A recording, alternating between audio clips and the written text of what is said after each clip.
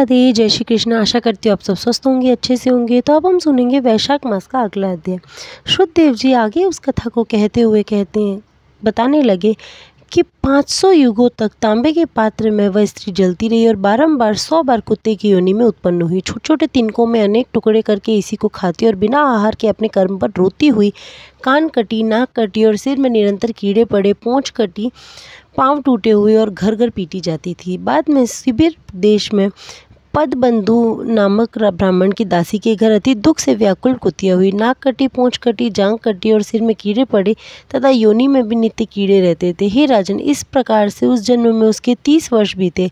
देवयोग के कर्म के फल पूरे होने पर वैशाख मास में सूर्य के मेष राशि में जाने पर शुक्ल पक्ष की द्वादशी को पद्मबंधु का पुत्र नदी में स्नान करके पवित्र होकर गीले वस्त्र से घर जाता था। तुलसी की चौरा पाकर अपने पैर धोए इस चौरा के नीचे के भाग में कुतिया सो रही थी। सूर्य उगने से पहली बेला में वह पैर जल से नहा गई, परंतु तुरंत उसके पाप नष्ट हो गए। उसी क्षण उसकी अपनी जाति याद आई। उस कुतिया ने अपने पूर्व जन्मों को याद करके दीनता से चिल्लाने लगी और बारंबार हे मुनि, मुझे बचाओ ऐसे चिल्लाने लगी। उसकी दीन और व्याकुल करुणा भरी पुकार को सुन करके मुनिवर को अपना कर्म सुनाया तथा अपना दुष्चरित्र और पति को विष देना कहा। हे ब्राह्मण, जो धर्मभ्रष्ट दुराचारी युवती पति को वश में करेगी वह तांबे के पात्र में पकेगी। पति नाथ है, पति उत्तम देवता है, उनकी बुराई करके स्त्री कैसे सुख पा सकती है। पति को कष्ट देने वाली स्त्री 100 योनि जानवरों की और 100 करोड़ कीड़ों की योनि पाती है। इसलिए हे ब्राह्मण, स्त्री को सर्वदा पति के आज्ञा अनुसार करना चाहिए। हे ब्राह्मण, आज आपकी दृष्टि के सामने मैं खड़ी हूँ। यदि आप उद्धार न करेंगे तो मैं घृणित यातना पाऊंगी। इसलिए हे ब्राह्मण, वैशाख मास के शुक्ल पक्ष में पुण्य दान देकर मुझ दुराचारी पापचारिणी का उद्धार कीजिए। हे ब्राह्मण, पुण्यवर्धिनी द्वादशी के दिन स्नान, दान, अन्न, भोजन इत्यादि से जो पुण्य आपने किया है वह मुझे दीजिए। हे ब्राह्मण, मुझ दुराचारिणी को उसी से मुक्ति होगी। हे भूसुरे, इस तिथि को जो मनुष्य घर में भी स्नान करता है सब तीर्थों का फल पाता है, इसमें कोई संदेह नहीं है। जो कुछ जप तप, आहुति, दान, देव पूजन इत्यादि द्वादशी के दिन किया जाता है उसका अक्षय फल जानना चाहिए। इस प्रकार के संपूर्ण फल को आप मुझे दीजिए। द्वादशी के उपवास से तथा त्रयोदशी के पारणा से जो फल होता है उससे भी मुक्ति होती है। हे महाभाग, हे दीन वत्सल, मुझ दीन पर दया कीजिए। जनार्दन भगवान दीनों के स्वामी, जगत के स्वामी आपके भी नाथ है। उनके वैसे ही होते हैं क्योंकि जैसा राजा वैसी प्रजा होती है। वैवरवत के पद को ध्वंस करने वाले मुझ अति दुखी की रक्षा करो। हे दीन वत्सल, मैं आपके द्वार पर परसने वाली दीन पुतिया हूँ। सैकड़ों ब्रह्म हत्या और सैकड़ों गौ हत्या तथा करोड़ों अगम्य पापों को यह शुभ तिथि जला देती है। हे महामुनि, इस तिथि में किए महापुण्य को मुझे देकर हे नाथ मुझ अति दुखनी का उद्धार करो, दया करो। अंत में आपको नमस्कार करती हूँ। इस प्रकार से उसके वचनों को सुन करके मुनि के पुत्र ने उस कुतिया से कहा कि हे प्राणी, जीव अपने किए हुए कर्म का सुख दुख भोगता है। तू जिसने रक्षा चूर्ण दे करके अपने पति को वश में किया, तू नीच पापशीला, इससे तू क्या करेगी।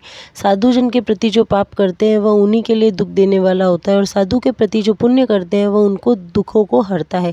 पापियों के प्रति जो कार्य किया जाता है वह दोनों को ही हानिकारक होता है। जिस प्रकार से चीनी मिला हुआ दूध सर्प को पिलाने से विष की वृद्धि होती है, उसी प्रकार दुष्टों के प्रति पाप कर्म करने से होता है। जब मुनिपुत्र ने ऐसा कहा तब कुतिया दुख से पीड़ित होती मुख ऊपर करके फिर चिल्लाने लगी और उसके पिता से बहुत कुछ कहने लगी। हे पद्मबंधु, अपने द्वार पर रहने वाली कुतिया की रक्षा करो। उसने बारंबार अपनी नित्य झूठा खाने वाली कुतिया की रक्षा करो ऐसा कहकर गृहस्थ महात्माओं को घर जो अपने पाले हुए प्राणी रहती है उनका उद्धार करना धर्म जानने का मत है। चांडाल कुत्ते नित्य गृहस्थों के दया पाते हैं और प्रतिदिन बलि के भोजन करने वाले हैं। जो पाले हुए आसक्त रोगग्रस्त प्राणी का उद्धार नहीं करता उसका अधपतन होता है, इसमें कोई संदेह नहीं है। यही वेद जानने वालों का भी मत है। जगत का बनाने वाला सब प्राणियों को स्वयं रचकर उनकी रक्षा करता है। हरि भगवान द्वारा इत्यादि के रूप के बहाने से सबको पालते हैं, इसलिए पाले हुए की रक्षा करना उनकी आज्ञा है। उस पौष्य रक्षा को छोड़ करके प्राणी मूढ़मती होकर के देव का उल्लंघन करता है तो वही कृतज्ञ और सबका मारने वाला होता है और अंत में नरक में जाता है। दया करके अथवा कर्तव्य समझ करके मुझ दुर्मति दीन का उद्धार कीजिए। घर में बैठे हुए दयानिधि पद्मबंधी दुख से पीड़ित कुतिया का यह वचन सुन करके तुरंत घर के बाहर आए और पूछा कि यह सब क्या है। पुत्र ने सब निवेदन कहा सुनाया। उन्होंने पुत्र का वचन सुन करके विस्मित होकर के कहा।